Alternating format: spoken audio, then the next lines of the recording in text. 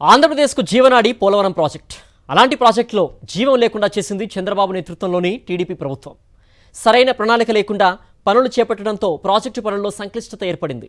కానీ 2019లో అధికారంలోకి వచ్చిన వైఎస్ జగన్ సర్కార్ ఆ తప్పుల్ని సరిదిద్దుతూ ప్రాజెక్టు పనులను పరుగులు పెట్టించింది. కానీ కేంద్రం నుంచి రావాల్సిన నిధులను కూడా అడ్డుకున్న చంద్రబాబు తొలిదశ పనులు పూర్తి కాకుండా అడ్డుపుల్ల వేశారు. ఆంధ్రప్రదేశ్లో 194.6 టీఎంసీల సామర్థ్యంతో గోదావరిపై నిర్మిస్తున్న అతిపెద్ద జలాశయం పోలవరం. కుడి ఎడమ కాలువల ద్వారా 7.2 లక్షల ఎకరాల ఆయకట్టుకు నీళ్లందించడంతో గోదావరి కృష్ణా డెల్టాల్లో 23.5 లక్షల ఎకరాల ఆయకట్టును స్థిరీకరించేందుకు ఇది దోహదపడుతుంది.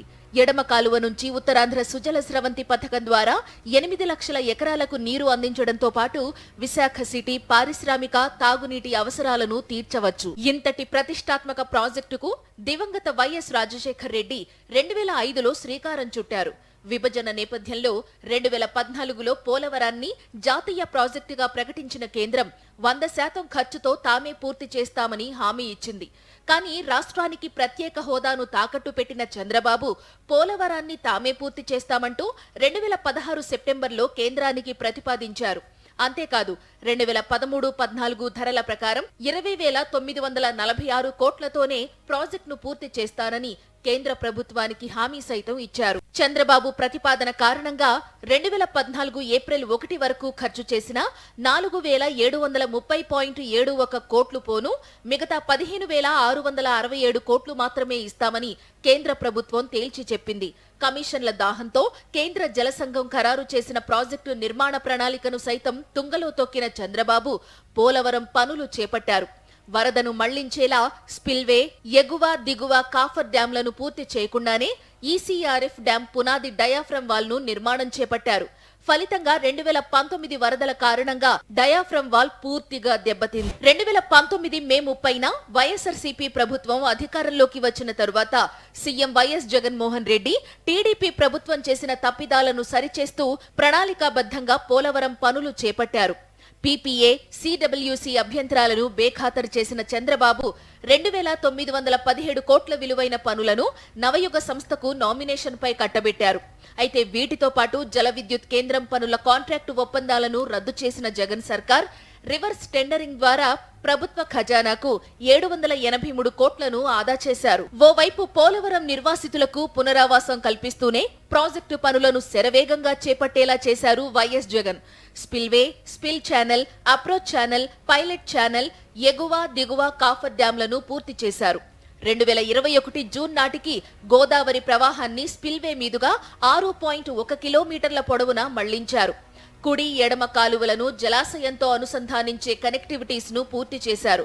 ఎడమ కాలువలో వరాహ నదిపై అత్యంత పొడవైన అక్విడెక్టు సహా కీలకమైన పనులను విజయవంతంగా పూర్తి చేశారు.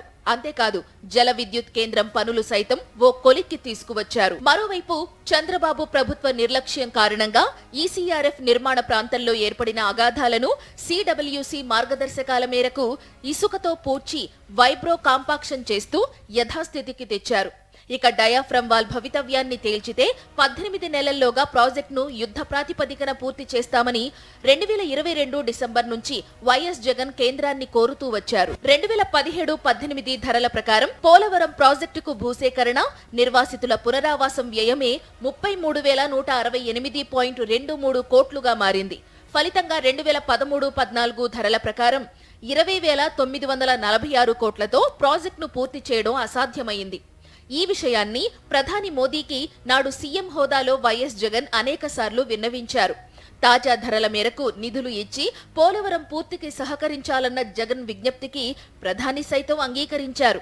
ఎట్టకేలకు మోదీ ఆదేశాల మేరకు పోలవరం తొలిదశ పూర్తి చేసేందుకు 12,157.53 కోట్లు విడుదల చేయాలని కేంద్ర జలశక్తి శాఖ ఈ ఏడాది మార్చి 6న కేంద్ర కేబినెట్కు సిఫార్సు చేసింది.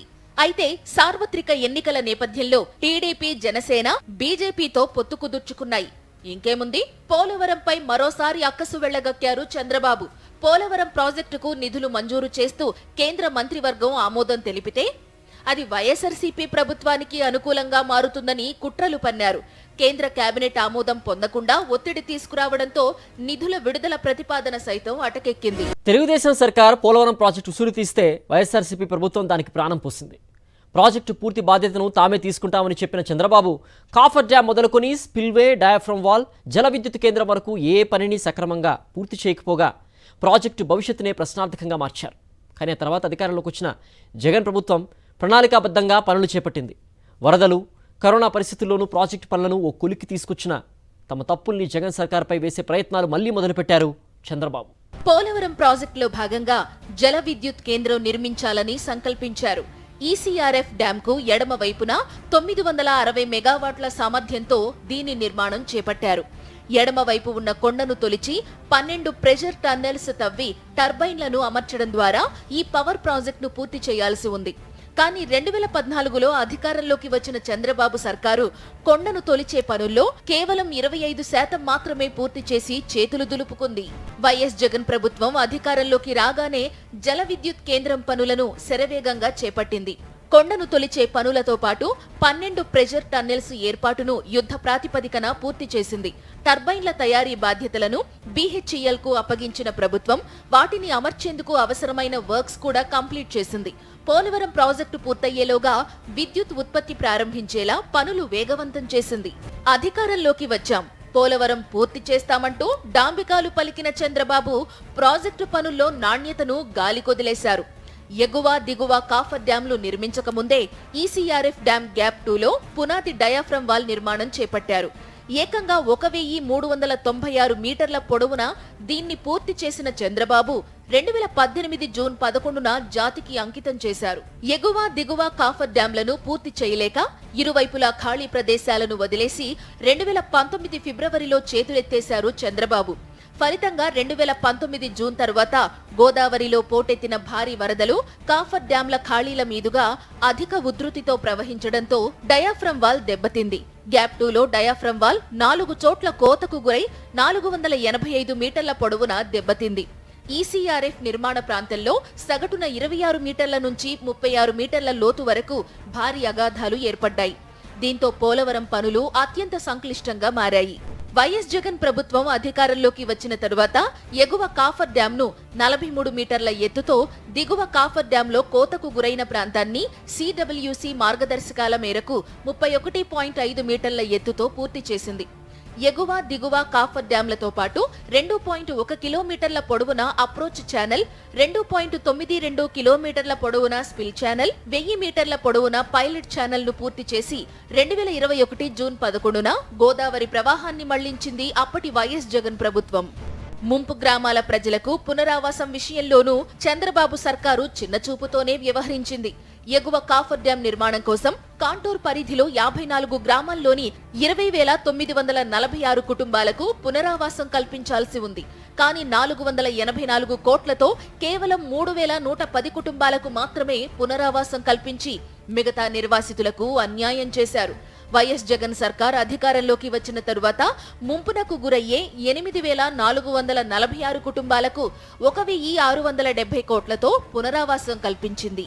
గోదావరికి 50 లక్షల క్యూసెక్కుల వరద వచ్చినా సులభంగా దిగువకు విడుదల చేసేలా స్పిల్వేను నిర్మించాల్సి ఉంది. అధికారంలోకి వచ్చిన తరువాత 2 ఏళ్లకు స్పిల్వే పనులు ప్రారంభించిన చంద్రబాబు 2019 మే నాటికి కనీసం పునాది స్థాయి పనులు కూడా పూర్తి చేయలేదు. 30 మీటర్ల వరకు కేవలం 2 పియర్స్ మాత్రమే చేసి వాటి మధ్యలో ఓ రేకు పెట్టి గేట్ అమర్చినట్లు ప్రకటించుకున్నారు. సీఎం జగన్ బాధ్యతలు చేపట్టిన తరువాత గోదావరి వరదలు, కరోనా మహమ్మారి విరుచుకు పడిన స్పిల్వే పనులను శరవేగంగా పూర్తి చేశారు. లాక్డౌన్లోనూ జర్మనీ, జపాన్ నుంచి హైడ్రాలిక్ హాయిస్ట్ సిలిండర్లను దిగుమతి చేసుకుని స్పిల్వేకు 48 గేట్లను బిగించారు. 2021 జూన్ 11న గోదావరి వరదను స్పిల్వే మీదుగా విజయవంతంగా మళ్లించడంలో సఫలమయ్యారు. మొత్తంగా చంద్రబాబు సర్కారు నిర్లక్ష్యం కారణంగా వెనకబడిపోయిన పోలవరం పనుల్లో అనూహ్య పురోగతి సాధించింది వైఎస్ జగన్ సర్కారు. అంతేకాదు స్వల్ప సమయంలోనే రికార్డు స్థాయి పనులను పూర్తి చేసింది. ఇంత చేసినా చంద్రబాబు మాత్రం తన కుటిల బుద్ధిని మార్చుకోలేదు. ఇటీవల పోలవరాన్ని సందర్శించిన ఆయన పోలవరం ప్రాజెక్టును వైఎస్ జగన్ విధ్వంసం చేశారంటూ తప్పుడు ప్రకటనలు చేశారు. కమిషన్లకు ఆశపడి పోలవరం జీవం తీసిన చంద్రబాబు ఇప్పుడు వైఎస్ జగన్ పై బురద జల్లే ప్రయత్నం చేయడం పట్ల విమర్శలు వ్యక్తమవుతున్నాయి.